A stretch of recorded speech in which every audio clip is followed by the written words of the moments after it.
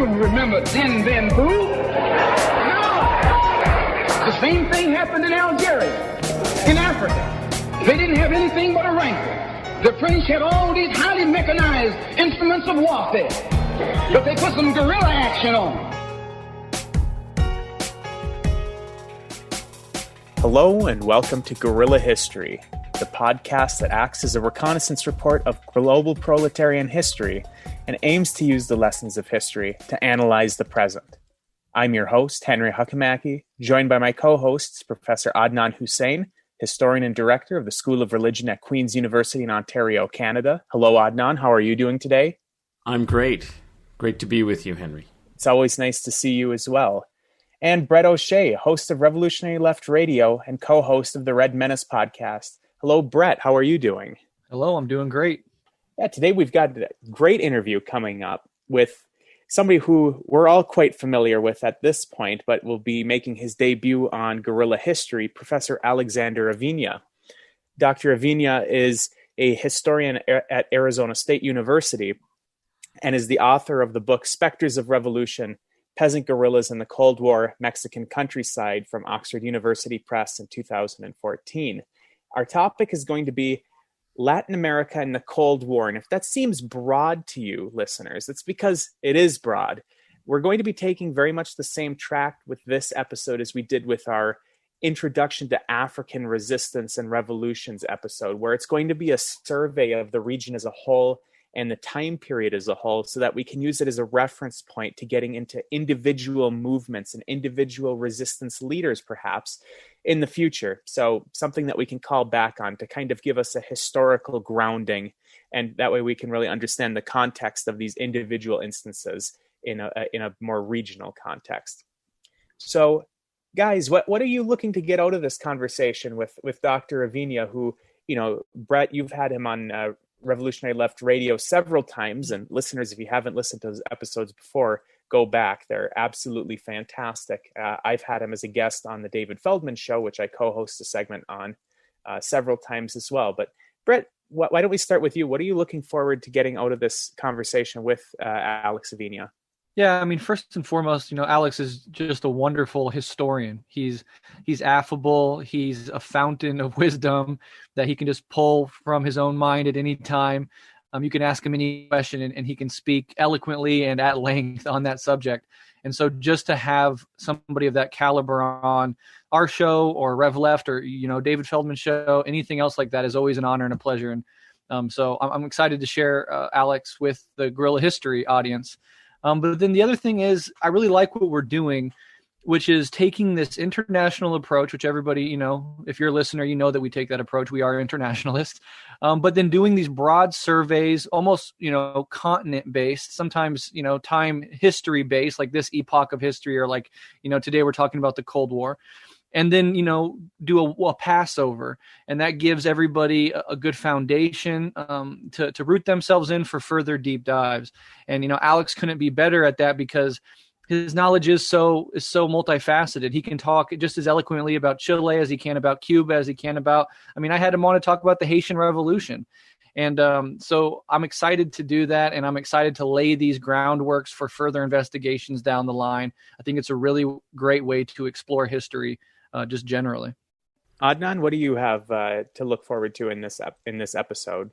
Well, I am not so familiar with Latin American history, and so I'm looking forward to learning a lot and getting a bit of a primer and an overview. I have little specific slivers of knowledge on certain topics that I was very interested in at different periods, but to think about the shape of the continent as a whole during this period of the Cold War and see whether there are patterns to this history, shared experiences before we examine in future episodes the specifics of individual movements and individual countries or different leaders and movements, I think is really very useful. So I'm looking forward to see whether there are some continuities with a longer period of the colonial era into the post-colonial and then the post-World War II era in terms of Latin American history. What are the kind of great big themes and tensions that define social and political struggle and conflict on the continent. And then, to be able to reflect broadly on the Cold War, to think about whether, the post-Cold War changed much. What did it change in terms of the U.S. role and relationship to the region? So I'm very interested in some of these broad questions because I have just a passing novice's understanding of this rich history of an entire continent. So I'm looking forward to learning a lot more. And one thing I want to say is that I think that, well, again, we're taking an overly broad look at history here. I mean, you're never going to be able to really pick out nuance looking at such a broad topic. What we're really trying to do is set up these really granular looks at individual histories in the future here. But one thing I want to point out is that Latin America in the Cold War was really an active region in terms of both domestic politics in Latin America as well as U.S. interference in Latin America. Now, a lot of the people that listen to our show, whether they came to the show because they just naturally found us or they came over from Rev Left, they'll already know a bit of the history of Latin American intervention by the U.S. during the Cold War. But I think that this region really is kind of underthought of by the broad populace as a whole during this time period. When people harken back to the Cold War, they tend to think of Eastern Europe, the Berlin Wall, these kind of Eastern Bloc type areas. Very few people, when they hear Cold War, the first thing that jumps to their mind is Latin America. But really, there was just as much going on in Latin America, if not more so, than there was kind of on that Eastern front. So I think that this will be a very interesting episode to try to draw out from Alex the fact that this was such an active region, both domestically as well as in terms of what was going on, external pressure, particularly from the U.S. And it's, like I said, it's something that we don't really cover very well in textbooks or history programs in the U.S. This is really an undercovered topic. Anybody want to add anything to that? Yeah, I'll start. I just sort of bouncing off that idea, patterns emerge as we do these histories. One of the patterns is, of course, the brutality and insistence and relentlessness of U.S. imperialism and the sort of European arrogance that makes colonialist countries feel like they own the world. But another huge pattern that arises is the importance of colonialism broadly, whether that's settler colonialism or, just regular colonialism, neo-colonialism, imperialism. Sometimes on the left, we can get bogged down in important, but, sometimes reductive conversations about class. Fanon famously said, as he was doing his Wretched of the Earth, in the colonial situation, the Marxist analysis needs to be stretched a bit. And time again, we see the imprint of colonialism all over the world. And that is part and parcel with indigenous resistance, which is the other side of that dialectical coin of the colonial repression. And so once again, in Latin America, I don't even know what we're all going to get to in this conversation, but I know one thing is going to be gotten to, and that is the legacy of colonialism, white supremacy, and the inevitable indigenous resistance to that stuff. And so, I really think that understanding colonialism, theorizing colonialism, and aiming toward decolonialism as part and parcel with any socialist or communist or left-wing progressive movement is a bedrock of what we stand for. And any leftist who does not take that question seriously and does not investigate and analyze that aspect of things will have a very lopsided analysis at best. So once again, history is showing us this is an important element to understand and to analyze and to fight against. And I think that's going to be shown here as it's shown in every episode we do.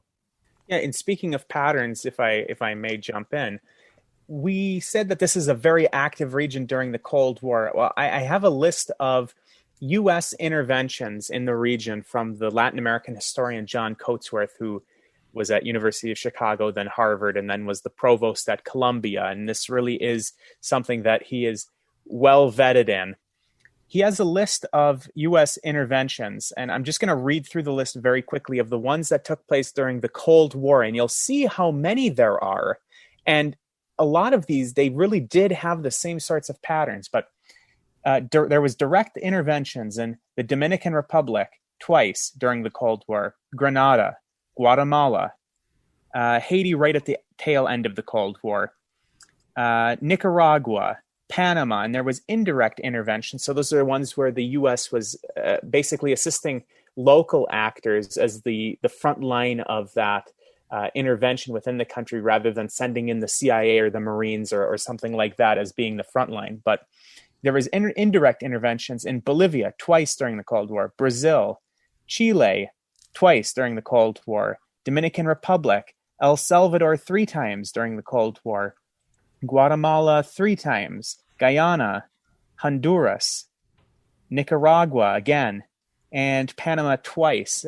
I mean, the list is unbelievably long. And how many countries did we just list there that the U.S. was involved in? And like you said, Breht, there's patterns involved, both in terms of patterns of why the intervention took place, as well as how the intervention took place. And this really kind of broad look at history might help us draw out these commonalities as we go into the future conversations. Adnan? Well, that list is quite impressive and disturbing. I think what's interesting, though, is that, of course, the U.S. has such a long history of intervention, even before the Cold War. So with the Monroe Doctrine, that really it was a laboratory for U.S. empire. Before the U.S. becomes a global hegemon and engaged in neocolonialism and imperialism over the course of the Cold War, with major interventions either through CIA-sponsored coups or actual military conflicts like in Vietnam, it was busy crafting these policies of smaller scale interventions closer to home in the Caribbean, in Latin America, ever since the Spanish-American War and beyond. So it'll be really interesting to see the continuities, what's sort of the same in terms of the pattern of U.S. involvement, and what changes or develops that's unique to the Cold War situation, and whether, in fact, the fact that the United States had a rival global power or bloc that it was competing with changed or altered its policies, and whether there were opportunities for people's struggle, freedom, and so on as a result of World War II and the Cold War environment. So I'm very keen on finding out more also about, I would say, the Bolivarian revolutions, which is something that would also be a great topic to look at. Were Republican revolutions. We think of them as democratic revolutions, but like the United States Revolution in 1776, the American Revolution, it was a settler colonial republic that was founded. And there might be interesting things to notice about the way in which a conservative, land-owning, and church elite preserves itself in Republican form, and that it takes a long time for what we might think of as real full democracy to actually express itself. And of course, there were many huge setbacks with dictatorships and the like during this entire period. But, going from this settler republic that's established when you first have the independence of these countries, this doesn't necessarily mean that all those ideals of Republican ideals actually leads even to what we would think of as political democracy. So that's another theme that I think will be interesting to see. How does that shape Latin American politics, particularly during the Cold War, when the United States was promoting itself globally as a democratic champion, right? We know, of course, that how baseless in many ways this claim was, but it would be interesting to see how that plays out in the history of the continent and globally. Yeah, and I'll say my final word, and then I'll give you each the opportunity for your last word before we bring in Alex and do our interview with him. But it's always interesting to try to think of why things happen. And I'm still on, my mind is stuck on these U.S. interventions because they really were so horrific and caused so much suffering in the region. And the question of why always jumps to my mind. And really, there's three ways that you could look at it. And two of them make very little sense. So it really leaves one option in my mind. The first option is security, right? That's what the U.S. always preaches when we go in and do these foreign interventions, whether it's in Latin America or elsewhere, the Middle East particularly. It's always security that's being preached. But have we ever faced a security threat from Latin America? Not since the Spanish-American War, I'd posit. I mean, the closest that perhaps we've come was the Cuban Missile Crisis, but even then, there's internal documents that show that they didn't care about the missiles being in Cuba. They knew that the risk from the missiles in Cuba, I actually have a quote somewhere around me, but maybe we'll do that when we do an episode on the Cuban Missile Crisis or the Cuban Revolution or something along those lines. But there's internal documents that showed that they were not worried about the missiles in Cuba, internally, the government. So that's the closest that they would have had to some sort of security concern within Latin America in the last 120 years. The second option is economic issues. So, of course, we know that some of these interventions did have economic reasons behind them, at least nominatively. For example, Guatemala in 1954, when the Arbenz government started to nationalize some unused lands of the United Fruit Company. Well, those unused lands by the United Fruit Company might not, have a big impact on the United States economy as a whole, but it does set a precedent for nationalizing lands that are held by either the U.S. government or U.S. corporations. But the point that I'm making here is that the economic interests are very, very small, even here. Certainly not to any sort of extent that it would be worth doing an intervention for. I mean, when was the last time that we had a Latin American intervention that we did where there was a net gain economically from that intervention? At least not much. So that leaves the third option, which is politics and projection of power. So the U.S., I think, goes in and does all of these interventions to project its power elsewhere in the world as a signal of how strong they are. And this show of political might really has shaped U.S. foreign policy for the last 100 years or so, certainly in the last 60, 70 years, ever since World War II. But, it's just interesting to think about the reason why some things happen. And I think that I'm going to try to get to that point with Alex when he comes on for the interview and see what his thoughts on this are. So, Adnan, what are your final thoughts before we wrap up this introduction? Well, just that I'm eager to have this conversation with Alex, and I think we've raised a lot of key issues. So hopefully our listeners will learn a lot, and even if you're familiar with Latin American history to some extent, having a synthetic overview should hopefully be very valuable in allowing us to pursue some other particular themes. And so I'm looking forward to this conversation.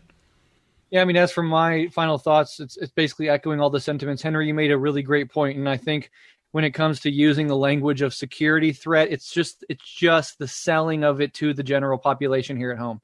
They have to have some sort of way to pitch to others why they're making these interventions, why they're putting tax dollars towards slaughtering children in this country or that country. And time again, whether it's Vietnam, whether it's Iraq, whether it's Latin America, it's always under the pretense of national security. And when you have a population that is generally ignorant about the rest of the world and pumped up on nationalism, that whole pitch becomes much, much easier to sell, and it never runs out of juice. And so the U.S. will use it as long as the majority of Americans will fall for it. And I think that's going to become increasingly clear as we go throughout this episode.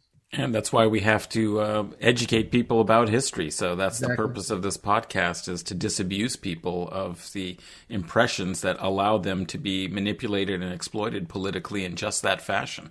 Exactly right.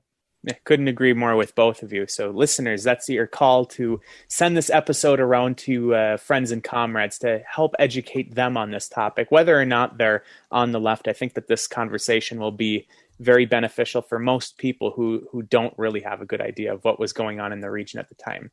But in any case, now that we've had our thoughts out on what we'd like to get out of the conversation, let's bring in Professor Aviña, and we'll be right back, listeners, with the conversation that we're going to have with him.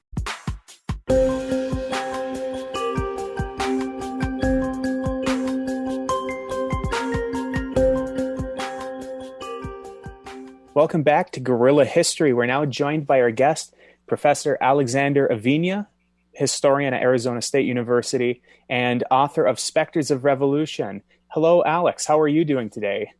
Hey, Henry. I'm doing well. Thank you. Thank you for having me on. Oh, it's a pleasure. You know that in our past conversations, you and I have always had a very fun back and forth, and it's really a pleasure to bring you on to Guerrilla History, to bring you on with the other guys as well. And I'm sure that this is going to be a very fun conversation. So we're going to be talking about Latin America and the Cold War, but I think that it's probably a good idea to kind of lay out the historical background of Latin America before the Cold War. As we were mentioning just before we hit record, the structures that were in place didn't come out of nowhere as we went into the Cold War. It's not like these countries went from one distinct form to a completely other distinct form when the Cold War started, and that was what led to this kind of foreign policy, the American foreign policy in Latin America that we had seen. So what was the historical context of Latin America leading up into the Cold War? And then was there any sort of changes as we got into the Cold War? Yeah, so let me think about how to approach this gigantic question. So, you know, when we get independence in Latin America in Spanish America, I'll start there. You know, in the 1820s, there was a saying that emerged from those independence movement in which some people are said that, you know, we have, quote unquote, it's the same horse, but with a different rider. And what the saying refers to is that many of the Spanish colonial structures, economic, social, particularly social structures, remain largely the same. The only difference was who was riding the horse. It wasn't the Spanish crown anymore, but it was their brethren, criollos, settlers, who had been born in the Americas, who simply took power and wielded political, social, and economic power in Latin America in the post-independence era. Now, there's a couple of exceptions, but Haiti is obviously an exception where there wasn't just a transfer of power from one white elite to another. And the question of race obviously is really different in Latin America, and then it differs regionally. And we can talk about that. And then there was in Mexico in 1810, there was an effort to launch a social revolution and independence movement that ultimately was partially defeated, and it gets a little bit complicated. But with those exceptions, you know, by and large, independence simply resulted in political independence for many of at least in Spanish American countries. But the people who remained in power looked a lot like the people who had been in power before, right? And what this region looks like as a whole, by and large, is it's an agricultural, almost feudalistic region, right? You have a small, tiny white landed elite at the top, and you have masses of dark-skinned Latin Americans at the bottom, most of which throughout the 19th century will be engaged in agricultural endeavors. Depending on country, their indigenous communities managed to hold on to their lands that had been guaranteed to them essentially by the Spanish crown up until the late 19th century, when we get what some historians refer to as the second conquest of Latin America, when you have the introduction of laissez-faire capitalism throughout the region. We have wholesale privatization of indigenous communal peasant lands. And you have really the emergence of Great Britain and British capital as the predominant economic power in the region, and the United States that's slowly catching up. Again, this varies by region, right? The Caribbean is radically different with the legacies of African slavery, right? But by and large, the social structures remain the same in terms of a tiny white elite descended from an earlier imperial power or more recent European arrivals by the late 19th, early 20th century. And then you have other countries like at coastal Mexico, both on the Caribbean coast and on the Pacific coast, where you have the legacies of African slavery as well, and in Peru and in Argentina and other places. But what Latin America looks like by the early 20th century is a region that, again, is primarily agricultural. Some of the biggest countries are starting to engage in industrialization that's being spurred by foreign capital.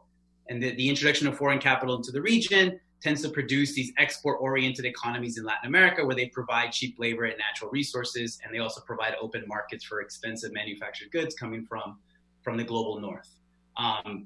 But these industrial sectors are limited to some of the bigger countries in Latin America, like Argentina, Mexico, Brazil. But by and large, the region is still agricultural. And you have an alliance generally of militaries, Catholic Church hierarchy, and these landed elites who are wielding power in these in different countries, right? But by and large, that's what the social structure looks like. High levels of socioeconomic inequality, not a lot of political enfranchisement across the region, particularly throughout the 19th century. It'll start to change a little bit throughout the 20th century. And again, that's actually what spurs a lot of some of the Cold War dynamics we'll be talking about, expanding the political power of the masses. And it's interesting also to think about how much of what we'll talk about in the Cold War era, some of these reforms that Latin American reformers will try to implement in their countries are a direct response to these almost feudalistic legacies from different colonial powers. So a lot of the reforms that will be demonized in U.S. media, for instance, or by U.S. political leaders as communistic, as Bolshevik, as whatever, actually are capitalistic reforms meant to break these like long-lasting feudalistic structures that existed in the region, and were actually solidified throughout the 19th century. So that's like a really broad, and it starts to change, right? Once we get to, at the same time that British capital dominates much of the region, particularly South America throughout the 19th century, you have the simultaneous gradual rise of the United States as a competitive imperial power. Some of you may know, they already, by the late 19th century, the U.S. has taken half of Mexico land as part of the Mexican-American War. There's estimates that between 1860s to the 1898 Spanish-American War, U.S. gunboats entered Latin American ports in coercive ways, like thousands of times, like 2,000 to 3,000 times. And then we get to the Spanish-American War, where the U.S. expands extracontinentally and starts to acquire its own colonies in Asia and the Caribbean. All of this forms part of the background and helps set the terrain for what historians of Latin America now refer to a long Cold War, a history that doesn't just begin in 1947, but actually stretches back to the early 20th century. And they really focus on the constant intervention of the U.S. military, particularly with the U.S. Marines, in the first 30 years of the 20th century, right? Something like 34 to 40 direct military interventions in Latin America. That'll play a huge role in how the Cold War unfolds in the latter half of the 20th century. But the other two big events that I want to signal as part of this long Cold War that stretches to the early 20th century, one is the Mexican Revolution of 1910, which really shook the region. It was a seismic event for the region in advancing not just the possibility of the power of a peasant revolution, but also the way that the Mexican Revolution gets resolved with the 1917 Constitution. It provided a very vibrant example of economic nationalism for other Latin American countries to follow.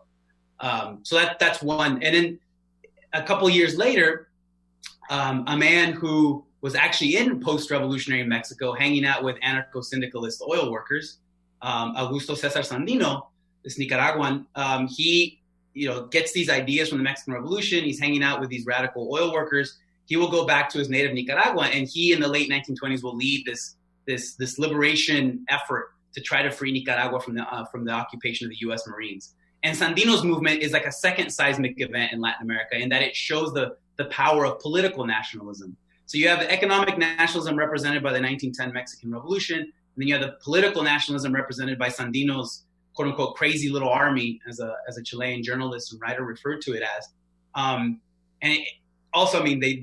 Partly because they also forced the U.S. Marines to leave by the early 1930s. So those two events were really important for the region. That, in addition to the Great Depression, to a lot of Latin America's economies, particularly the bigger economies, adopting an import substitution model, right? That really tried to protect domestic manufacturing and industrialization by keeping foreign competitors out. These economic models really were looking toward the Mexican Revolution in 1910 and the first Sandino movement as examples to follow. That's a tremendous survey of that earlier history, late 19th and early 20th century. So helpful. One thing that you said that I was interested to ask you a little bit more about is in thinking about it as a long Cold War. Who are the players in the earlier period? We know, of course, we think of the Cold War as the United States and its allies, NATO against Soviet Union, Warsaw Pact. But you were talking a little bit about how British capital was so important in the 19th century. Are you suggesting that there's a lot of competition in the early part of the 20th century, late 19th, early 20th century, between U.S. political and military and economic influence in the region and the British? How does that transition work? In addition to all those small wars, I remember an awful book by Max Boot early in the 2000s that was about America's small wars, right? And he actually detailed a lot of these small interventions that you were, I think, referring to. But I'm just kind of interested in the interaction. Why call it the Long Cold War? And what kind of interaction is there between British capital and U.S. political and military influence in the region before you get to the U.S. dominance? That's a great question, Adnan. And it's also, you're like begging me to go and talk shit about Max Boot, but I'm going to control myself and like not go in that route. But I think before World War I, there is as it is in the rest of the global South, there is imperial competition, right? The rise of the U.S. as a global empire is not a predetermined thing, and there is really before World War I, there is competition, whether it's in Africa and Asia and in Latin America, between German capital, Great Britain, the United States, and it's really World War I and the consequences of it that allows the U.S. to kind of emerged, particularly in Latin America, as the primary political and economic power from the outside, right? And they're very effective at creating linkages between themselves and local allies on the ground. And this is a theme that I'll keep talking about, right? That when we talk about U.S. empire in Latin America during the long Cold War, there's a lot of unintended consequences. There's a lot of failed U.S. efforts to get people to do what they want them to do. And so there's a lot of local agency on the ground. And beyond that, none of the U.S. imperial projects would have succeeded had they not been able to cultivate local elite allies on the ground. So World War I knocks out, to a certain extent, the power of a British, German capital, for instance, in the region. But it allows the U.S. to kind of emerge as the predominant force in Latin America. And that's when you have, it even starts before then. It starts really with the Spanish-American War and with Teddy Roosevelt talking about, his giving his Monroe Doctrine 2.0 and with the Roosevelt corollary, which essentially makes the U.S. an international police force beginning in Latin America. But it's really World War I that allows the U.S. to assume a predominant role in the region, and it's able to cultivate strong relationships with local political and economic elites on the ground. And we see this particularly in the Caribbean basin in Central America, with its ability to continuously intervene in the region. Yeah, the Marines might be invited or uninvited, but they're there because local allies want them to be there. And once they get there, they become enmeshed in long-standing domestic conflicts between different political parties and class struggle, and that complicates the issue even more, even as the U.S. does start to emerge as the predominant power in the region. But before that, there is serious competition. There's a great book by a wonderful historian of Mexico, Friedrich Katz, called The Secret War in Mexico. And it's a history of the Mexican Revolution, but from the outside in. And he really shows how you have all these different countries from Europe and including even Japan, how they were participating and involving themselves in the Mexican Revolution, trying to vie for political and economic power within this revolutionary process. And it's interesting to see within that book, by the end, you start to see, okay, it's the U.S. becoming the dominant power in Mexico, whereas the long-standing dictator that had ruled Mexico the previous 3 decades had really done a good job of balancing off U.S. capital with British capital, and then even inviting the Germans and the Japanese in as a way to kind of offset what he knew was predominant U.S. power. This guy, Porfirio Diaz, is credited with a famous quote in Mexican history where he said, poor Mexico, so far from God, so close to the United States. So his way to mitigate that was to bring in British capital. But really, World War I had a big impact in removing a lot of the outside competitors for the United States, which then really becomes solidified in the 1930s with the Great Depression and Franklin D. Roosevelt's much celebrated, somewhat misunderstood good neighbor policy, where he comes back and he says, look, the U.S. is done with gunboat diplomacy. We're done invading your countries. We are done using hard power in the region. We're still going to use soft power. We're still going to mess around with these smaller Caribbean and Central American nations, but we're finally going to be a good neighbor. And that also marks a really important moment. The Revolution and the Mexicans in the late 1910s, early 20s, they become kind of like what Cuba will become during the Cold War, during the more formal Cold War. Like the Mexicans are the first Bolsheviks in Latin America. And because of the Mexican Revolution, because of their call for economic nationalism, because of their certain precepts enshrined in their constitution, like agrarian reform and the nationalization of subsoil minerals, for instance, that makes the Mexican revolutionaries the first Cubans in the eyes of American diplomats and policymakers. Throughout the 1920s, if you look at the historical records, like the U.S. is preoccupied with quote unquote the Mexican Bolsheviks. And especially by the late 1920s, there's a lot of conflict between the president of Mexico, Calles, and U.S. policymakers, particularly because Calles is also supporting the Sandino movement and some of these Central American revolutionary movements in Central America. And then one last thing I'll mention about the long Cold War is that, again, it's to understand what happens after 1947, we have to think about what the social structures in the region look like. And again, by and large, it's this alliance of militaries, Catholic Church hierarchies, and landed elites that will wield power before the Cold War. And in many ways, they will fuel the worst parts of the Cold War in Latin America after. They're the ones trying to hold on to political, social, and economic power. They're not, and they don't wait until 1947 to do so. They've been doing this throughout the 20th century. And the one really infamous, horrible event that demonstrates this is what happens in El Salvador in 1932, which is generally referred to as La Matanza, or the massacre, where you have stolen elections. The Salvadoran Communist Party tries to do a peasant uprising, and the military responds by massacring anywhere from 15 to 30,000 people, most of them overwhelmingly indigenous. Indigeneity, if you're displaying any sort of cultural marker of indigeneity, that marks you for death, right? Or for execution, right? So they really do a lot. It becomes a genocidal campaign to a certain extent, in that indigenous identity gets conflated with communism, right? So you have the specter of communist Indians, therefore they need to be targeted for extermination. That's something, that kind of dynamic will also be at play in Central America during the Cold War. But this event happens in 1932. And the memories of it will continue long into the 1970s and 80s. And that's part of like what historians refer to as the long Cold War.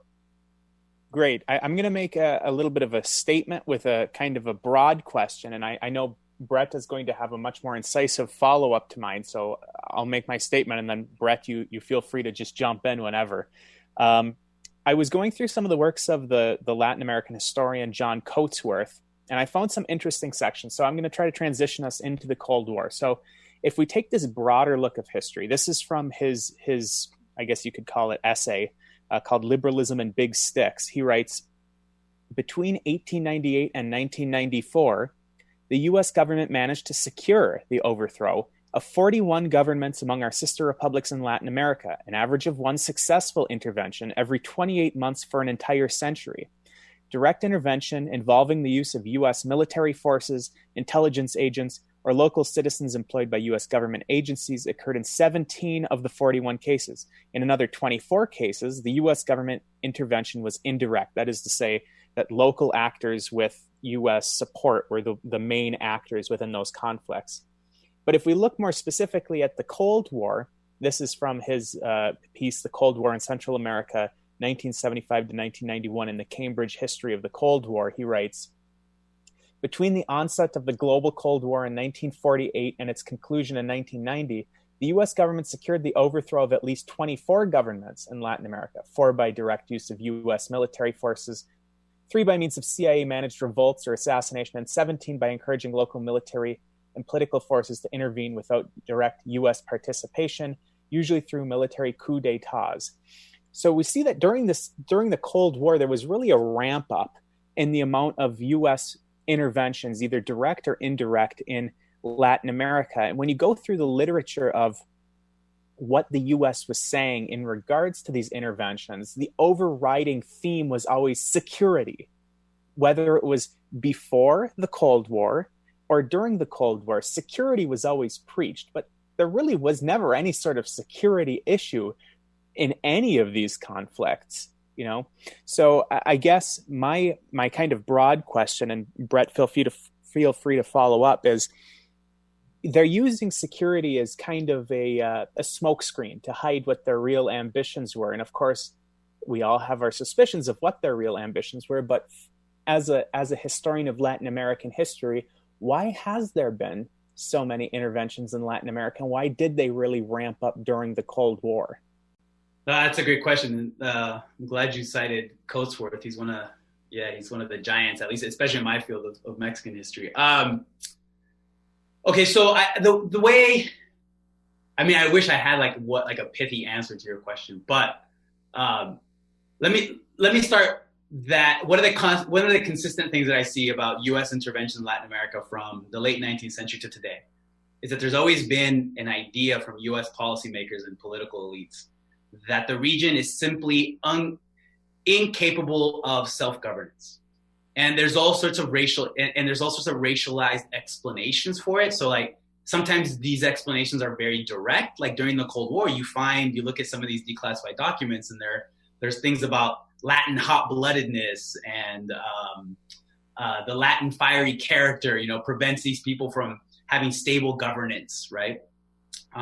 You see that to today, but the language is much more coded. You take it back to Teddy Roosevelt, the early 20th century. The language is more, these people cannot, they're not civilized. Therefore, they don't know how to live in a civilized fashion. Therefore, it's our role to go in there and make sure that we help them along in achieving a certain level of civilization. So I think fundamentally, like historically in U.S. Latin American relations, from the U.S. side, from the elite side, there's a commonsensical notion that these people, for racial reasons, for cultural reasons, they are simply incapable of self-governance, and we have to step in and kind of teach them, or force them to live in a certain way. The second way to approach this question is to think about how U.S. empire has moved and grown since the Spanish-American War, right? Or even since the late 19th century after the Civil War. And what you see is it's a westward expansion into the Pacific and to Asian markets, right? And if you see like the establishment of a U.S. Navy, of a strong U.S. Navy in the late 19th century, and all these little coaling stations throughout the Caribbean that guard the entrance to the Caribbean. You have the creation of the Panama Canal, and then you have this movement west to the Pacific Ocean and to Asian markets, particularly Chinese markets. Then part of this is about economic security, or the ability of American capital to seek security and make a lot of profit in markets, not just in Latin America and the Caribbean, but also in Asia. And it's interesting, you look at maps of that expansion, and it's really interesting. You can kind of track it, right? You can track, okay, in the 1860s, the U.S. did this. They opened up Korea in the 1860s. Commodore Perry opened up Japan, right? They're forcing these different Asian markets to open. And then you see where they're putting their naval stations or coaling stations. There's a reason why they want Guantanamo Bay in Cuba, right? If you look at the map, it guards the entrance to the Caribbean. It essentially guards the entrance to the Panama Canal, which was a U.S. possession to the late 1970s, right? Until they could have a caretaker government they know is not going to mess with it, like what happened with the Suez Canal in the 1950s. So a lot of this is the security part is the economic aspect of it, and the ability of American capital to expand and to make profits. Right, so there's there's a very intimate link between U.S. political power and U.S. economic power, and for me, it really manifests itself in how it's expanded, acted as an empire in Latin America, all the way back to at least the Spanish-American War. The Cold War just adds this extra layer of discourse that doesn't really fundamentally change what's going on, right? The Cold War and the Soviet Union give the United States an excuse to talk about what they want to do in Latin America through the language of security or national security. But it's not about national security. It's about the United States being able to exercise a certain level and a certain form of control throughout the region, right? And it's really one of the first times, if not the first time in the history of the U.S., that it's actually managed to make good on the promises of the Monroe Doctrine back from 1823, right? And they use it, right? They use it. If you look at, if you look at the debates that happened in the UN between the U.S. and the Soviet Union during the Guatemala fiasco and intervention in the early 1950s, the U.S. policymakers are very clearly using the Monroe Doctrine to tell the Soviets to stay out of our hemisphere. And the Soviet ambassador is like, we're not even there. What are you talking about? Like, we're not, So this language of national security becomes another justification for this long-standing idea and belief in U.S. elite circles that the region, for a variety of reasons, is incapable of governing itself, and it needs the imperial influence of the United States to help them do so. Yeah, that's all incredibly fascinating. One thing I want to touch on is how most Americans specifically are taught about World War II, and it's usually, thought of as a largely European, Western Front, Eastern Front sort of thing, and continents like South America, Africa itself can sort of get left out of the conversation sometimes. So I'm wondering what the fallout of World War II was in Latin America broadly, and sort of transitioning into the Cold War proper. Like, for example, Nazis immigrating to Argentina, for example. Can you talk about how the Latin America overall was impacted by World War II and sort of where it was as we transitioned out of World War II and toward the Cold War proper? Yeah, Brett, that's a great question. And it allows me to introduce the other, I guess, innovation to the study of the Cold War in Latin America. So the first one I mentioned was kind of stretching the temporal boundaries of it back to like the late 19th, early 20th century to talk about this long Cold War. The second innovation, I think, was pushed forward by this historian, and we've talked about him, Greg Grandin, in which he talks about how World War II in Latin America really contributed to what he refers to as a democratic springtime in the region. So, before 1944, I think there was every country but 4 in the region was under some sort of dictatorial rule or authoritarian governance. After 1944, only 4 dictatorships were left in the region. So something happened during World War II and in Latin America, and broadly what you had was this democratic springtime in which broad political alliances that included urban middle classes, liberal parties, socialist parties, worker parties came together, and they really tried to create social democracy in Latin America. And the interesting thing is it's not just limited to one country. You see this spreading throughout the region. Some countries are a little bit more complicated, like Mexico is really complicated because they already had their revolution. But anyway, it went a certain direction. But by and large, you look at what's going on in the region between 1944 and 1947, and you see similar types of policies and political coalitions that are being implemented. So expanding the vote, expanding who can vote, who has political power, to the peasantry, to the people in the countryside, which most of the people in the region in the 40s are still living in the countryside, depending on countries, but by and large, that's the same dynamic. But also socializing democracy, to pushing forward some of these ideas that have been contained in the Mexican Revolution, that democracy is not just about the right to vote, the right to form political parties, but also you've won certain social and economic rights, the right to housing, to land, to healthcare, to labor rights, to the right to form labor unions so you can collectively bargain for better working conditions, better pay, et cetera. This democratic springtime it happens really quickly, and it dies just as quickly. So like by 1947 is the beginning of the reaction to it. So that alliance that I mentioned earlier, the landed elites, the Catholic Church hierarchy, and these militaries, the way that they react to this democratic springtime that spreads throughout the region is to enact a counter-revolution. And 1947 is a really important year, right? For a variety of reasons, but one, it's really the year that gets marked as the beginning of the traditional Cold War. It's the year that the National Security Council gets formed in the US. It's the year that the CIA gets founded.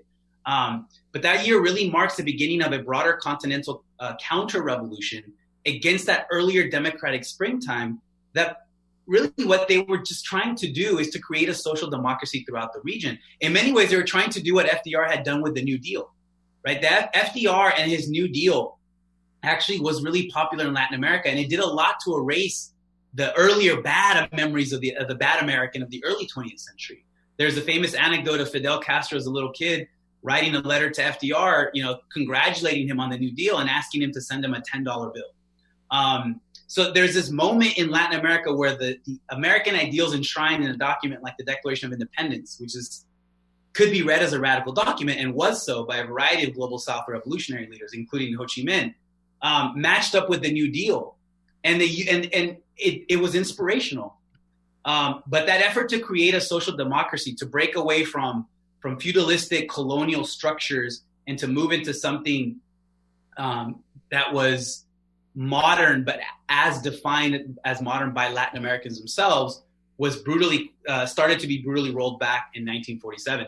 One of the last countries to hold out was Guatemala, right? And Guatemala holds out until 1954. They have a 10-year-long revolution that they refer to as the October Revolution, which essentially is an attempt to create this social democracy. And it gets overthrown in 1954 with the CIA's first clandestine operation in Latin America. But by 1947, you see anti-communist purges throughout the region.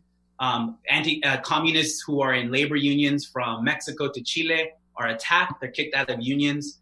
You have the reemergence of military dictatorships and authoritarian governance throughout the region.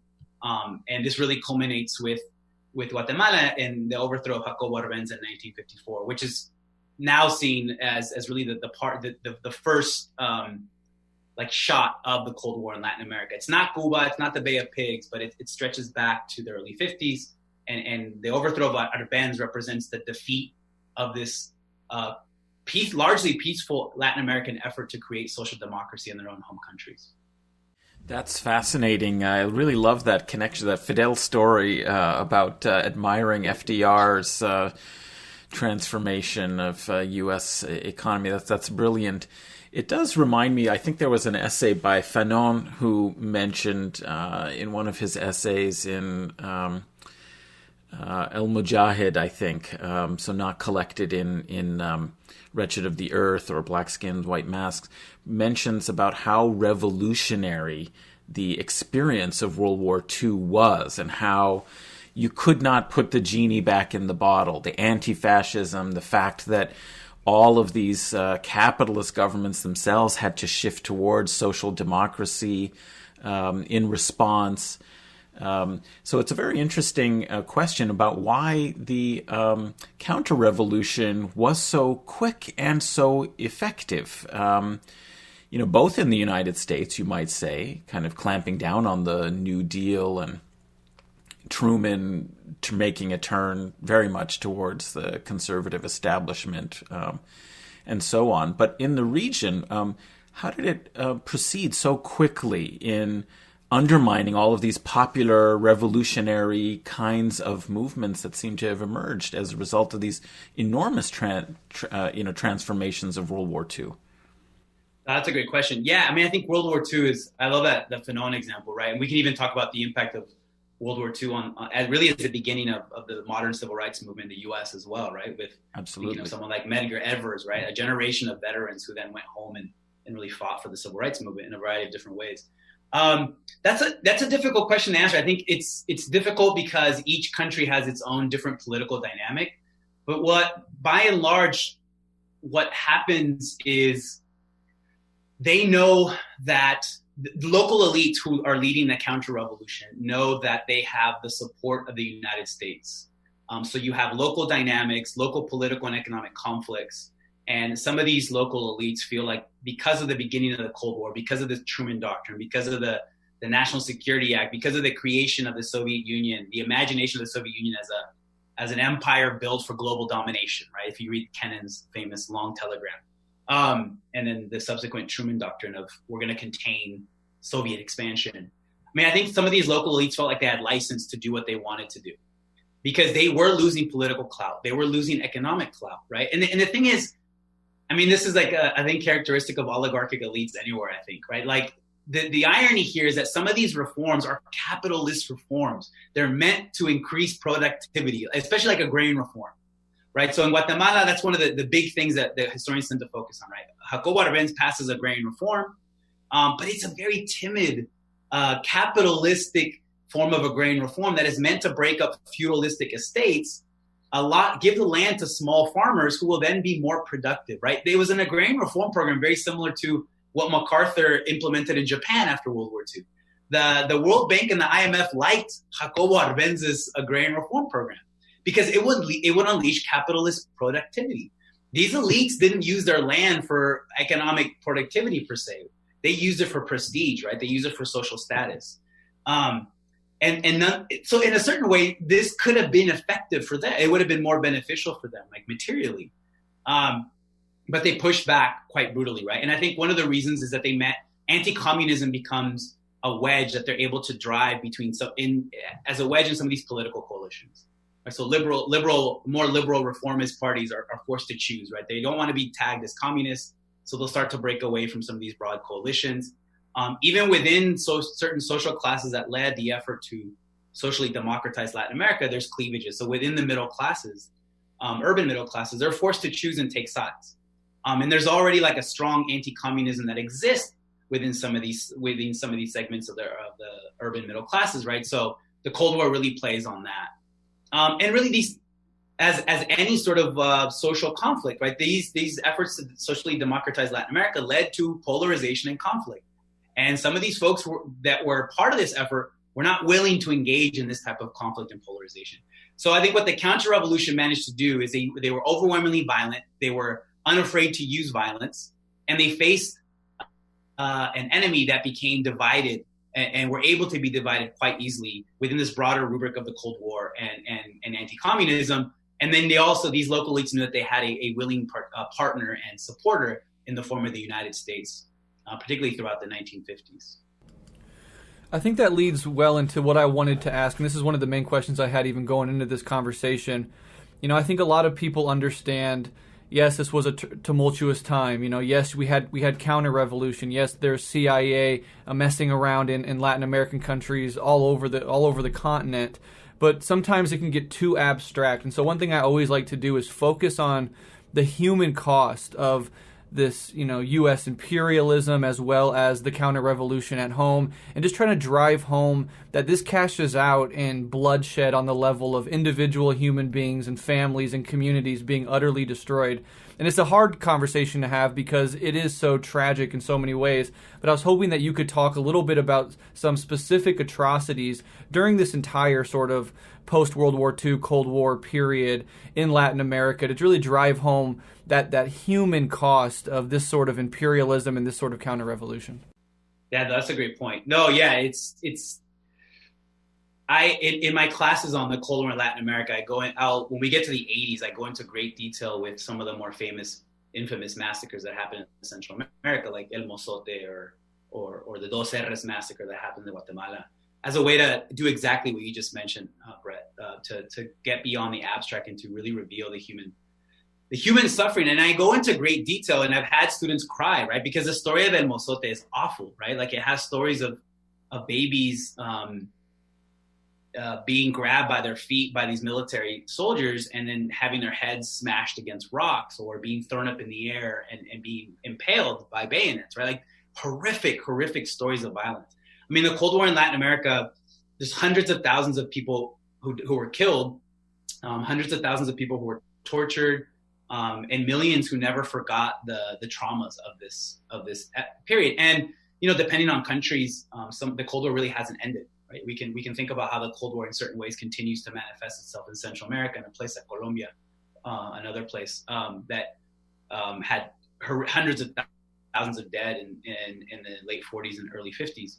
But let me talk about what happens in Guatemala after 1954 and the overthrow of Arbenz, because that kind of sets the stage for what's going to happen later. And what happens once. So this Operation PB Success, the CIA organizes a clandestine operation to overthrow Arbenz.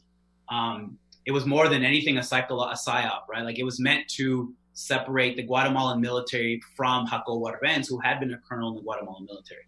So it was an operation meant to induce fear in the Guatemalan military that the U.S. was going to militarily intervene if they didn't act and remove Arbenz because they were unhappy with agrarian reform, because they were unhappy that Arbenz had communists in his cabinet.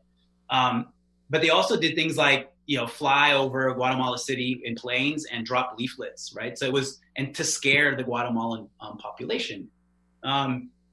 So Arbenz gets overthrown, and what happens in the aftermath is that thousands of communists are people who are identified as communists based on lists created by the CIA are rounded up in prison, and many of them are executed.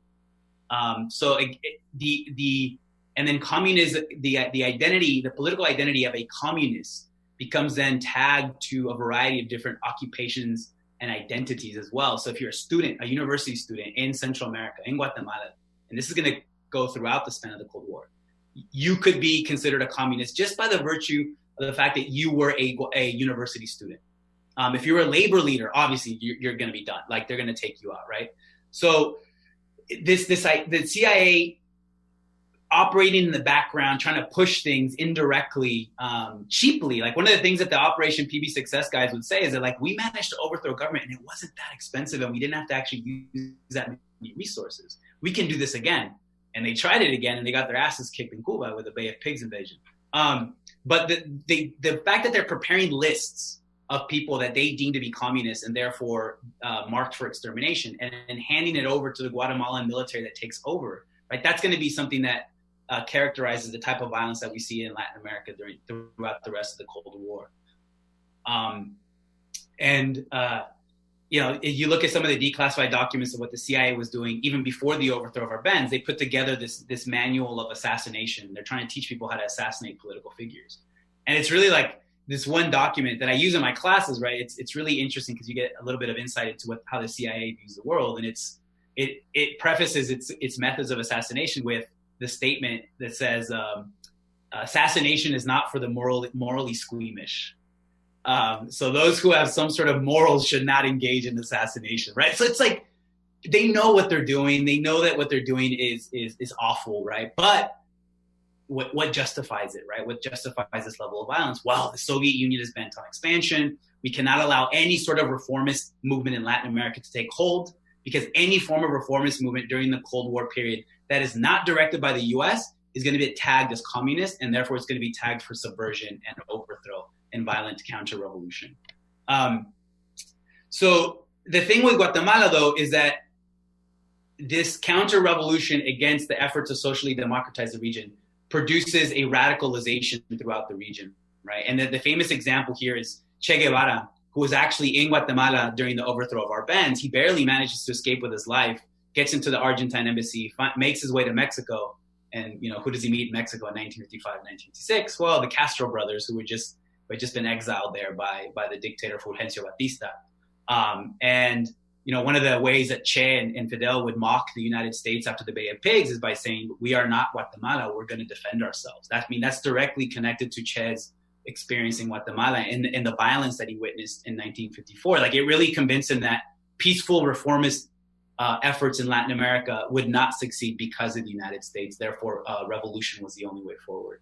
And that radicalization would manifest itself in the Cuban Revolution of 1956, and then throughout the 60s and 70s throughout the region, right, through a variety of different rural and urban guerrilla movements. And as a counter-revolutionary response to that, you had the emergence of some of the most bloodthirsty, violent military dictatorships that we've seen in the history of Latin America. Their response, again, supported by the U.S., many times trained by the U.S. at the School of the Americas, and it used to be in the Panama Canal Zone, teaching them the arts of torture, physical, psychological, teaching them the arts of counterinsurgency. These military dictatorships that slowly start to take power again in the 60s and 70s in Central America and South America will use horrific methods of violence to tap down and to subvert and to exterminate revolutionary and reformist movements. We can talk about Central America in a bit, just because in the 70s and 80s, because there's like so much to cover there. But the Central America in the 70s and 80s, and then Argentina in the late 70s, early 80s become really Latin America's killing fields during the Cold War. This military dictatorship in Argentina that takes power in 1976 until 83, they disappear something like 30,000 people, right? And their method of disappearing people was to place them on airplanes and to fly over the South Atlantic Ocean and to just dump them into the ocean. Some of these people had kids. Some of these women who were disappeared in this way delivered children while in captivity. And something between 500 to 1,000 of these kids were then adopted by the military people who were responsible for the disappearance of their parents. It's like sick. And this is something also that happens on a lesser scale in Central America. And there's even cases of this happening in Mexico. And again, Mexico is like a super complicated case, but some of these types of violences do occur there as well. Something else that I want to mention, because it's obviously the U.S. plays a predominant role in the Cold War in Latin America, but another really interesting thing that historians are starting to uncover is the influence of other outside powers and kind of shaping how the type of violence that we see in the region. And it seems pretty clear now that the militaries in South America, particularly Argentina and Brazil, were really influenced by the French. And there's really the type of counterinsurgency that the Argentine militaries and the Brazilian militaries will use in the 60s and 70s. A lot of that is battled on like what the French were doing in Algiers. And in many cases, in the Battle of Algiers, but Algeria more broadly, and in many cases you have the same military officers, French military officers who had been in Algeria, and what used to be referred to as Indochina, then going to South America and training the Brazilian and the Argentine and the Chilean militaries. So France actually has a huge role in training militaries in South America in how to deal with quote unquote subversion and what type of violence to use. And then the Brazilians will become really good at learning this. They have their own military dictatorship that takes over in 64. They'll be in power until 85. And then they'll start to export this stuff to other Latin American militaries, right? So if we want to talk about Chile in 73, the Brazilian military was actually very instrumental, more so probably than the U.S., in helping the Chileans Pinochet overthrow Allende in Chile in the 1970s. So France plays a really important role. There's also the role that Israeli military trainers and military technology will play in Central America in the 70s and 80s, when nobody wanted to, even the U.S. was ashamed to support some of these bloodthirsty military dictatorships in Central America. They could always count on Israeli military trainers and weapon merchants to go into the region and provide some of these essential services of counterinsurgency and suppression. And the final thing I'll mention about this, again, to kind of expand this to a more global perspective, is that we now have work coming out, particularly by a great historian at Harvard, Kirsten Weld, that shows how impactful the Spanish Civil War was in Latin America. And that's really interesting, right? So in Chile, for instance, during the Allende administration, a lot of the violent Chilean right viewed Allende and his reformist programs and his socialism via peaceful means through the lens of the Spanish Civil War, right? And unapologetic Franco supporters throughout the region were really influenced by how Franco dealt with the Spanish Republicans in Latin America, and that really fed in with their right-wing revanchism and their violence as well. So again, just to bring in multiple strands into how the counter-revolutionaries in Latin America were influenced and shaped, right? It wasn't just the U.S. They had multiple sources that inspired their counter-revolution. And in many cases, you had these fanatics, imagining that they could recreate some sort of Francoist type society in their particular Latin American country. Alex, that is absolutely fascinating to draw some of those global interconnections and strands of a kind of revanchist internationale, as it were, that is working usually with statist power. Obviously, that's the really gruesome and difficult part of this, is because they have access to, military force and these training and techniques. But one question I had, or observation I wanted to make about this, what you've been mentioning, are the colonial attitudes that you were talking about the inability to self-govern. These are things that are very similar that we see in the same era, of course, in other parts of the world. The mandate system that's imposed after World War I in the Middle East, despite attempts at democratic reform and constitutional governance, as we talked about in an episode this month with Elizabeth Thompson about how the West stole democracy from the Arabs, to this other affiliations globally between settler colonial regimes, whether it's Israel or France and Algeria. And I'm wondering if, part of the reason why is because that elite that you're talking about, Catholic elite, the big planters, the white settlers, is that they still act and think like a settler colonial elite that looks at its indigenous and its former enslaved populations as unworthy of rule and treating them like colonial subjects. Yeah, no, I think that's what it comes down to. These are rabidly anti-democratic settler elites, right? And that hasn't changed, right? I think one of the things that we need to disabuse ourselves of is this, like, what Walter Benjamin constantly railed on, right? Like, history is not moving in a progressive way forward where things are getting better. These elites haven't changed that much in their attitudes. They are profoundly anti-democratic. They do have a settler mentality, depending on the region in Latin America or globally. I mean, they haven't really let go of that, right? I think that's one of the things that really that's a great question, and I hadn't thought about it that way, but you're exactly right. I mean, there's Quinn Slobodian has this great book on this generation of economists that went on to form what we now refer to as like neoliberalism, right? So like von Mises, and von Hay. And he does like a deep dive intellectual history into what influenced them. And again, it's very anti-democratic. It's this idea of how human society should function because it can't function any other way. And for them, democracy and the ability of an everyday person to exercise some level of control over their everyday lives is the most fantastical idea. We cannot let the mobs have democracy.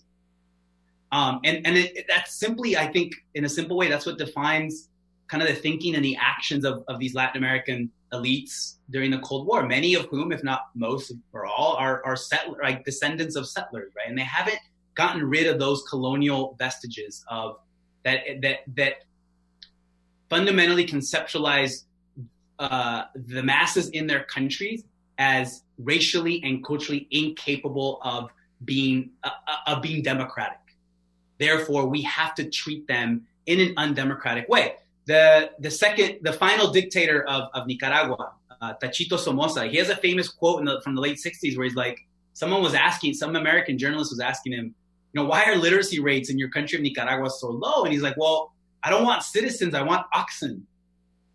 And that's like profound settler imperial attitude, right? And I think that's one way to think about the revanchism that we see in Latin America throughout the Cold War, the right-wing revanchism, that will then allow horrific levels, again, of colonial-type violences. I mean, what you see in Central America in the 70s and 80s, I mean, Guatemala experienced, the indigenous peoples of Guatemala from 1981 to 1982, 83, experienced what the UN categorized in a Truth Commission report as a genocidal campaign. 150 to 200,000 Mayan indigenous peoples were killed by the Guatemalan military, precisely because they were indigenous and because that indigeneity was marked as communist, as subversive, as inferior, and as an obstacle to national progress. And that idea of indigenous peoples and peasant peoples and lower class peoples as being an impediment to national progress, that goes back to the mid to late 19th century in Latin America.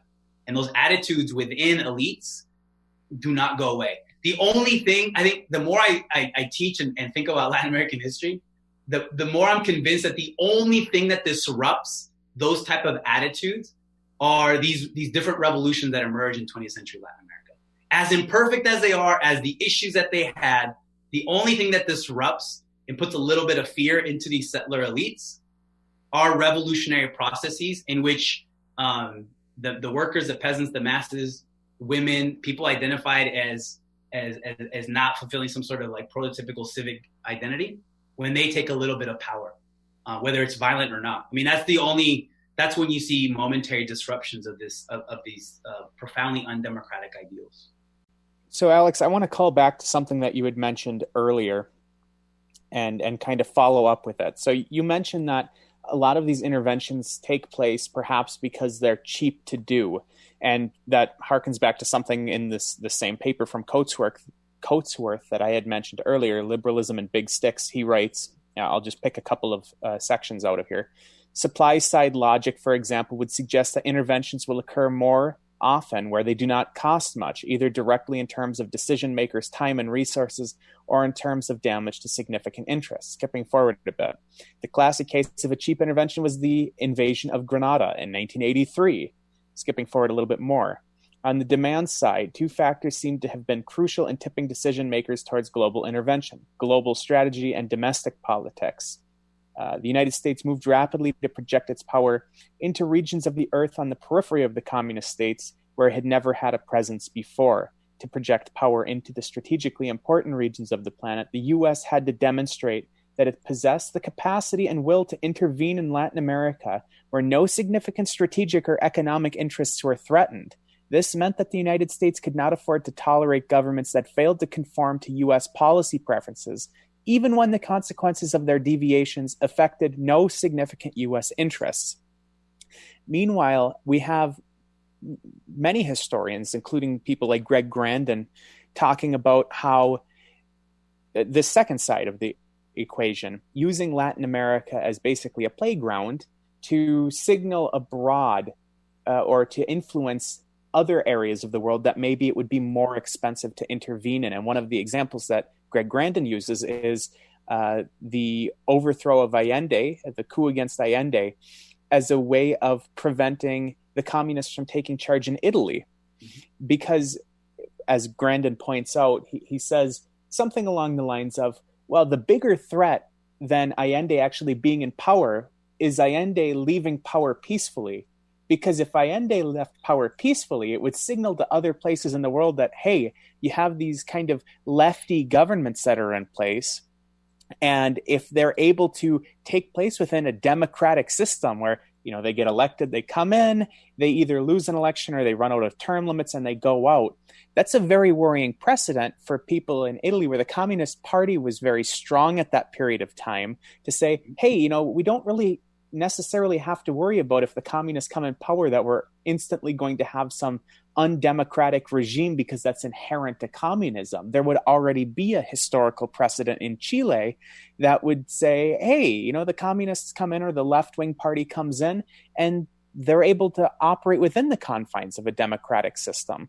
So I was wondering if you had any sort of comment on that, you know, the genesis of this thinking being, hey, it's cheap to intervene in Latin America, but we can also use the projection of power in Latin America to influence our ambitions abroad in maybe more expensive areas like Italy, for example.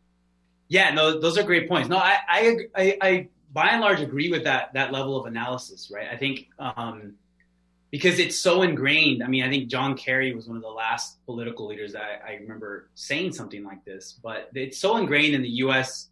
elite imaginary that the Latin America is the U.S.'s backyard.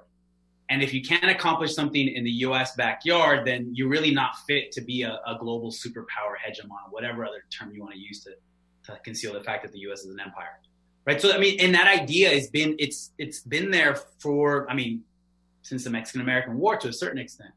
But yeah, it becomes really apparent. I mean, if you look at some of the declassified documents, especially Nixon has some of the best in a kind of a sick way, but some of the best quotes about Latin America, right? Like Nixon is so honest in these declassified documents of how Latin America is we can't trust them with democracy. Therefore, we need to we just go with stability and we go with the undemocratic governments. That's the only, because in his word, to paraphrase one of his quotes, is like, these guys have had their shot for 200 something years during independence and they blew it. They can't do it. Now, obviously, like Nixon is influenced by the fact that he almost got lynched in Venezuela in the late 50s when he went there on a goodwill tour, and you can find videos of this on YouTube in terms of how he got attacked by the people of Venezuela as he tried to get to the airport. So on the one hand, there's this on the other hand, though, there's also this idea that, and again, going back to Kissinger and Nixon also has another quote where he's like, no one gives a shit about Latin America. Americans don't. Therefore, we can project our power into Latin America. And we can show the rest of the world that how we exercise and demonstrate and project our power to Latin America. And that then allows us to do the same for the rest of the world. Because if we couldn't do it in Latin America, why would people trust us to do it in other parts of the world? And Italy, with the specific case of Allende, Italy is on the minds of someone, especially like Kissinger. Because for Kissinger, he has some other amazing quotes about how, like, world history runs through Berlin, not through Santiago. I can't remember what the specific quote is, but nonetheless, they still need Latin America as Grandin would talk about it, right? Like, it's still the workshop for U.S. empire, and it's still the area where the U.S. has refined its imperial forms, configurations, and forms of projection. And then what happens in Latin America will then expand globally. And I think I think the historical record really backs up that level of argument, particularly in his book, Empire's Workshop, where he traces what the U.S. government does to these different Central American countries in the 80s. And it's the same monsters who then will go on and work with George W. Bush and launch the Iraq War. It's like literally the same people. It's the same, the John Negroponte, who's the ambassador to Honduras in the early 1980s, who's helping run death squads, right? The Contras in Nicaragua, will then be, working the George W. Bush administration. You have the same military officials who were in El Salvador in the 80s training Salvadorian death squads or military battalions who committed some of the worst atrocities in the history of Latin America, like at El Mozote. Well, then they'll be sent to Iraq and they'll be helping foment sectarianism and training Shia militias again to fight against Sunni insurgents. It's Latin America historically then has served as this way for the U.S. empire to demonstrate that it is an empire, that's an effective empire, therefore it is able to project its power beyond. Even if policymakers are like, we really don't care about Latin America, we care more about Italy and the communists in the 1970s. Well, that raises an interesting point. I'm thinking also of when the U.S. has failed in other regions, whether it had consequences in this hemisphere in Latin America. So I might ask how was the Vietnam War consequential in Latin America? But I would note that the U.S. failed U.S. involvement in the Middle East, in the 2000s, Iraq and Afghanistan, being embroiled in costly, difficult wars there that undermined U.S. prestige and power, seem to have been coinciding with a real sort of socialist, red wave, left governments all across Latin America during that period. And so the interaction between those is interesting. So I'm wondering what you think about how Latin American history has developed in relationship not only as U.S.'s projection of power by experimenting there, but also how maybe that workshop, the workers could rise up in the workshop when the master was distracted elsewhere or embroiled in other things. Yeah, that's great. Yeah, no, I think simply put, when the U.S. is, when the attention of the U.S. is elsewhere, and that allows for a little bit of autonomy for Latin American countries, that's a good thing for Latin America. And it's no coincidence that you have the so-called pink tide in Latin America, beginning 2000, let's say beginning 2000 with Hugo Chavez's election in Venezuela in the late 90s, but really it's 2000 to about 2008, 9, 10, right, where the U.S. is preoccupied with Iraq. Latin America gets a little bit of wiggle room, right, a little bit of space for practicing autonomy, self-determination, and national sovereignty, right? And a lot of these left of center leaders that take over the presidencies in these different Latin American nations, they're all veterans of the Cold War, right? They are all veterans of these really brutal, violent political conflicts that characterized the regions, in the 60s, 70s, and 80s. So you have someone like, I'm trying to think, so like the Tabaré Vázquez and José Mujica in Uruguay, who had been Tupamaro guerrillas, right? Which in their moment, the Tupamaros were the most influential urban guerrilla movement in the world to a certain extent. They're the ones who become almost a prototype for urban guerrilla movements. Same with Lula and with Dilma Rousseff. Dilma Rousseff herself, right, was a guerrilla fighter in Brazil, and she was actually tortured and imprisoned. Michelle Bachelet in Chile, right? Her father was an Air Force general who supported Allende, and because of that, he was tortured and ended up dying from his wounds. So, in general, anytime the U.S. is preoccupied and losing, but even better, somewhere else, that grants the Latin America as a region a little bit of autonomy. The interesting thing there, though, is then you start to see what type of alliances the U.S. forges on the ground with allies in Latin America to kind of keep an eye on the region. And this is where a country like Colombia is so important, right? Like Colombia, as a client, almost like a client state of the U.S. that's been forged as a result of this drug war, right? That's another thing we could spend another hour talking about. The drug war is also part of this Latin American Cold War that takes place as another way of just projecting U.S. power into the region. Colombia is left behind. Much of the region, and Mexico to an extent as well, much of the region in the 2000s becomes part of this pink tide. this wave throughout the region. But the U.S. could still count on countries like Mexico and Colombia to kind of like keep an eye out on the region and at least advocate for U.S. interest in the region as some of these political leaders see fit. And you had right-wing governments in Mexico during the 2000s that initiated the latest disastrous drug war in Mexico that's killed hundreds of thousands of people. And you also have something similar in Colombia, beginning with Plan Colombia in the late 90s and 2000s, where their president Álvaro Uribe he's a narco president. He was a narco president. He was a paraco, a paramilitary president. But it's interesting, again, these leaders that emerge are throwbacks, right? They're the people who survived the Cold War. They learned lessons from the Cold War.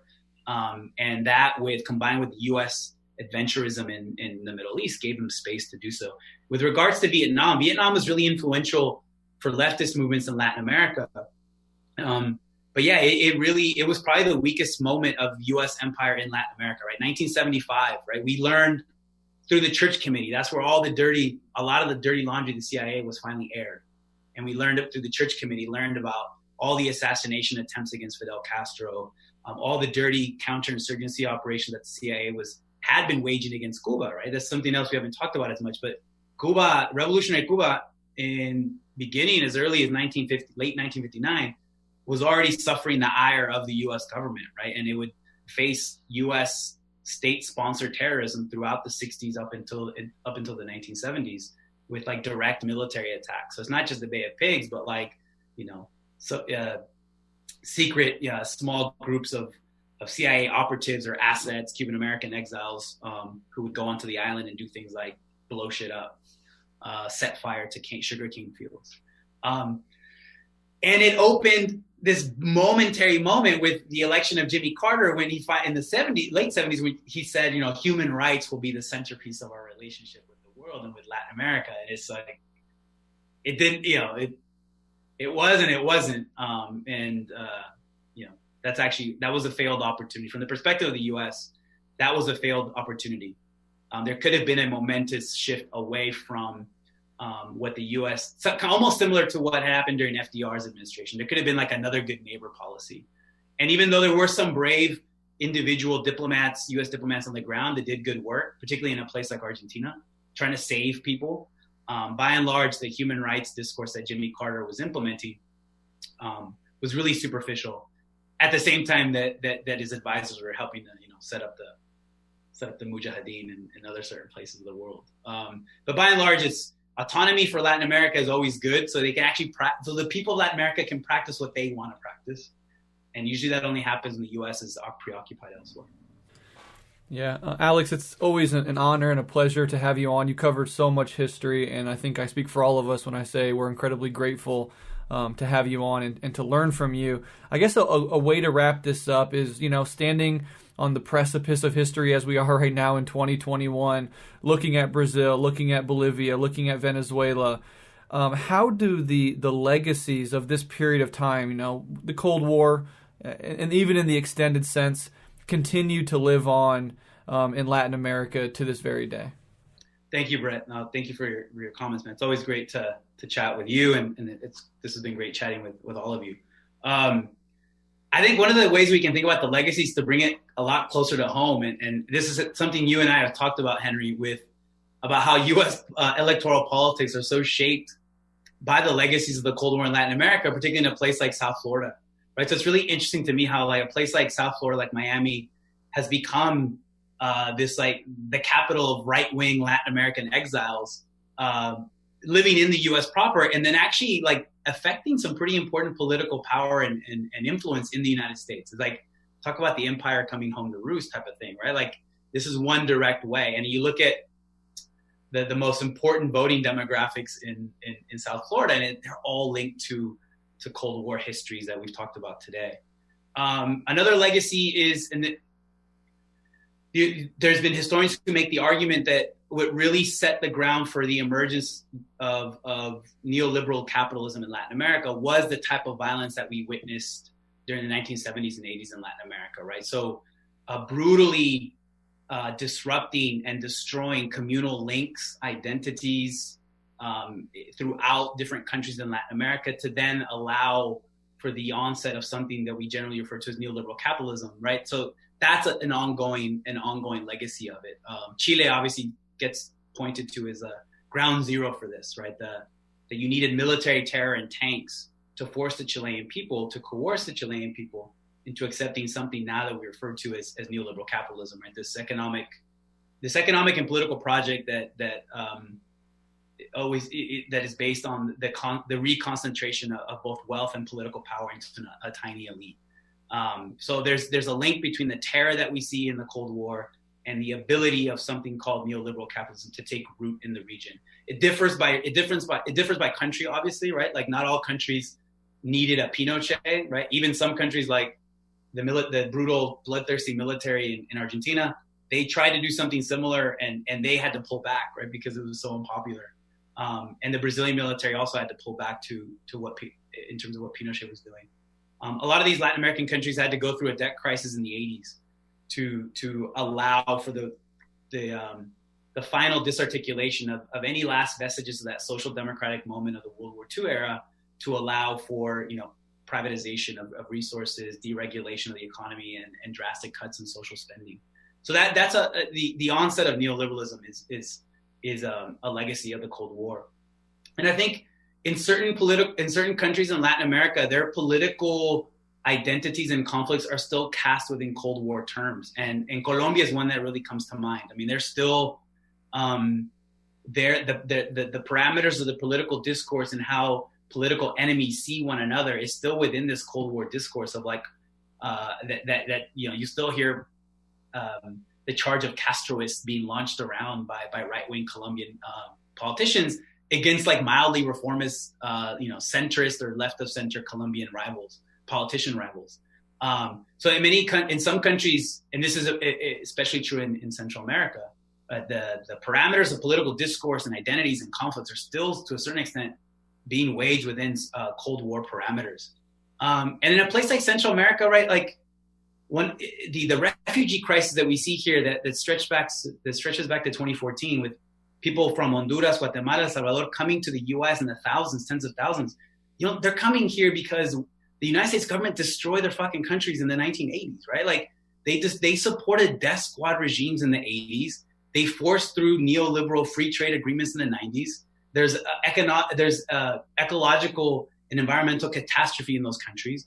So the people are coming to these refugees are coming and trying to seek a better life in the very country that destroyed their own countries to begin with. And to me, I think about the legacies of the Cold War in that regard, like the refugees that we continue to see, right? There's people coming on the way right now. Right now they've been kind of demonized as the caravans are coming. But what these people are escaping and the hellholes that they're escaping are a consequence of what the U.S. government did to their countries in the 70s and 80s and then with free trade agreements in the 90s as part of this broader Cold War conflict.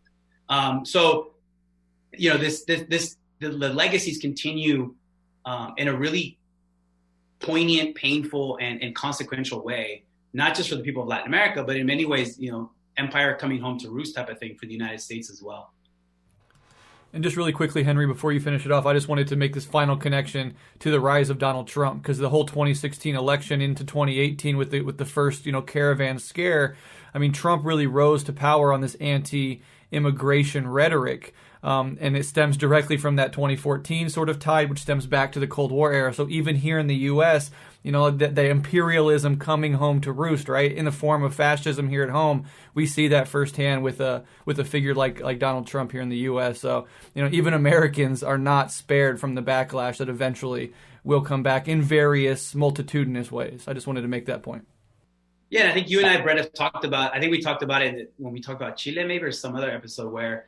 Thinking about some of the most prominent Trump supporters and the shirts that they wear, right, and the shirts that we saw a year or 2 years ago of these Proud Boys proudly proclaiming Pinochet as like a spiritual guide, right, in terms of we want to treat the commies here in the United States how Pinochet treated them in Chile, right, free helicopter rides. I mean, that type of revanchism and paramilitarism is here. It's always been here, but it's interesting how it's interfaced with Latin American versions to create like an even worse monster. And what we saw with that Capitol riot, you saw some of these people like killing cops, right? They're, on the one hand, they have Blue Lives Matter flags. With the other hand, they're beating up cops. But like that dissonance, one way to read that dissonance is to think about what the U.S. has done in Latin America and in other parts of the global South and how those things have come back home. Amazing conversation. Thanks for joining us again, Professor Alexander Aviña, who is a historian at Arizona State University and the author of Spectres of Revolution, Peasant Guerrillas in the Cold War Mexican Countryside, out from Oxford University Press. Hopefully you had fun here. I know I always enjoy getting to talk with you. Listeners, you definitely should check out Alex's work. Professor, how can the listeners find what you're working on and just keep up with you more generally? Well, thank you, Harry. Thank you, Henry. Thank you, Adnan and Breht. This was a lot of fun, and I appreciate the chance to be on your podcast that I've become a regular listener to. So it's great. I love what you guys are doing. Beginning with Vijay Prasad's episode, you guys have been great. I have a website, alexanderaviña.com, but I'm mostly on Twitter tweeting shit. That's like my, when I can't take it anymore, I go on Twitter and just start, doing what everyone else does. So I don't, being really counterproductive, I guess, with improving the civic life of the United States. But I have a lot of fun on Twitter. So my handle is Alexander_Aviña. So I'm on there, and my website, yeah.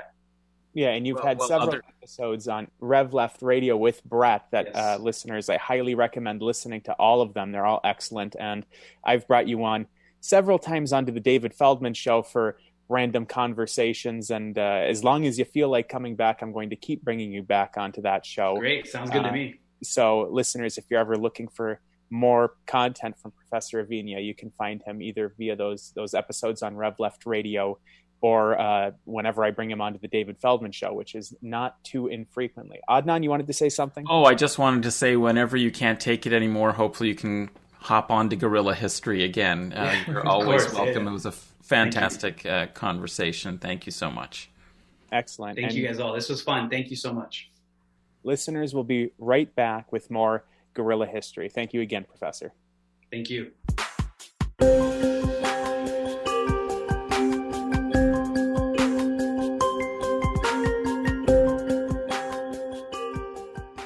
So we're back on Guerrilla History. We just finished our interview with Professor Alexander Aviña, and boy, what a conversation it was. And we barely scratched the surface. But as we mentioned in the introduction, this really is a survey of Latin America in the Cold War, which didn't really allow us to get onto that granular level that I know I, likely both of you and a lot of the listeners would have liked us to, but this really does open the door for us to go into individual movements or individual resistance, to really dive in deep in the future, the same way that we did in our overview of Africa at an African resistance episode. So this really does open the door for a lot more exploration.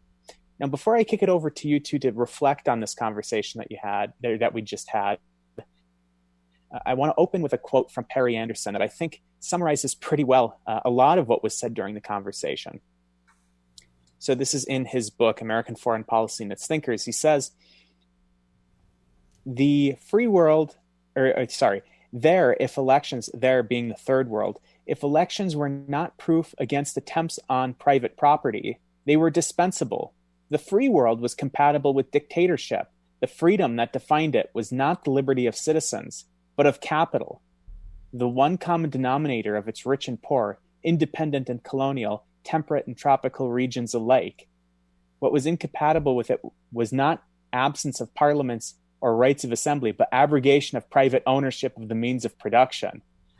And I think that sums up a lot of the issues that we had in Latin America vis-a-vis American intervention in Latin America, particularly during the Cold War.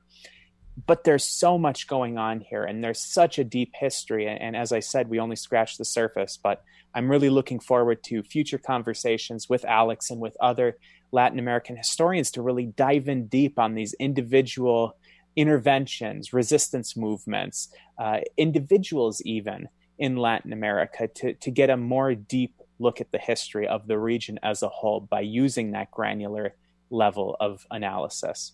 So Adnan and Breht, what did you think about the conversation that we had with Professor Alexander Aviña? Adnan? Well, I really enjoyed it, and I learned a lot. It's not an area that I've studied in great detail, so having this primer or overview, I think, was very useful for me and for listeners like me that aren't intimately acquainted with the history. But I think also it's not something, that we should apologize for doing, because I think when you take a broader look, you can notice different patterns and different issues emerging that maybe you wouldn't see when you go down into the specifics. You appreciate different things from different levels of analysis. So one thing that I really appreciated about this episode and our conversation with Alex Aviña was about the global connections. So how you situate this region within the global Cold War and broader patterns for U.S. involvement elsewhere compared to its effects and consequences in the region.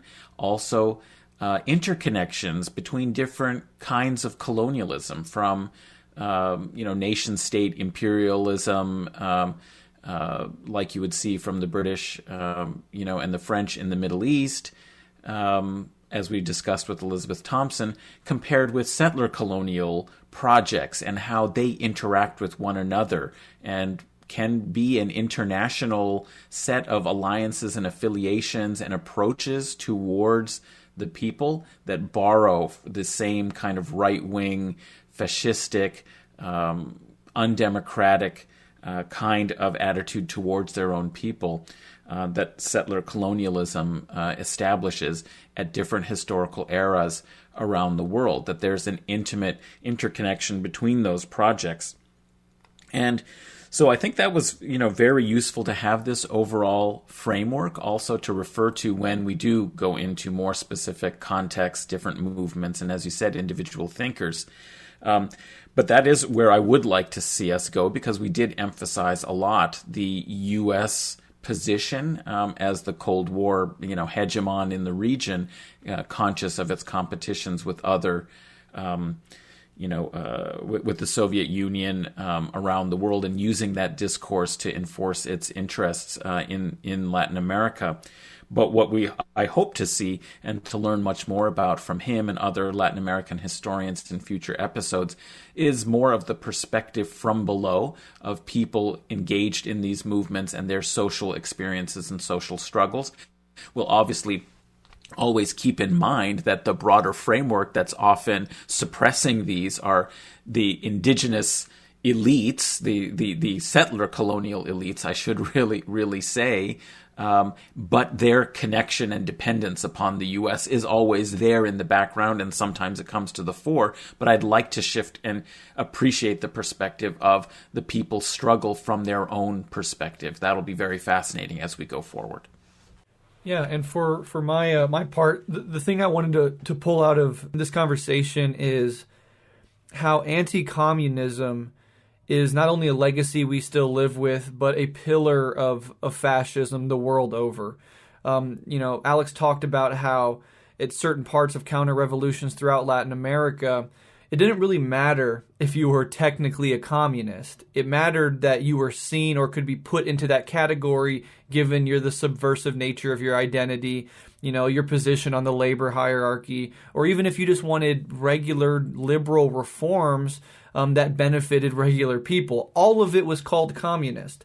Everyone is a communist unless they get with the plan of the elites and the reactionaries. And we still see that today on the political right here in America, for example. Who are communists?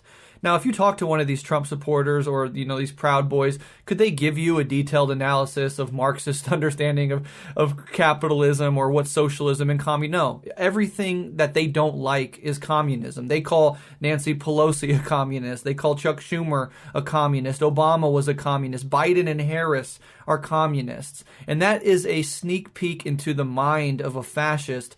They're not at all concerned with these divisions that the the left is hyper concerned with. I'm an anarcho-communist, I'm a Marxist-Leninist, etc.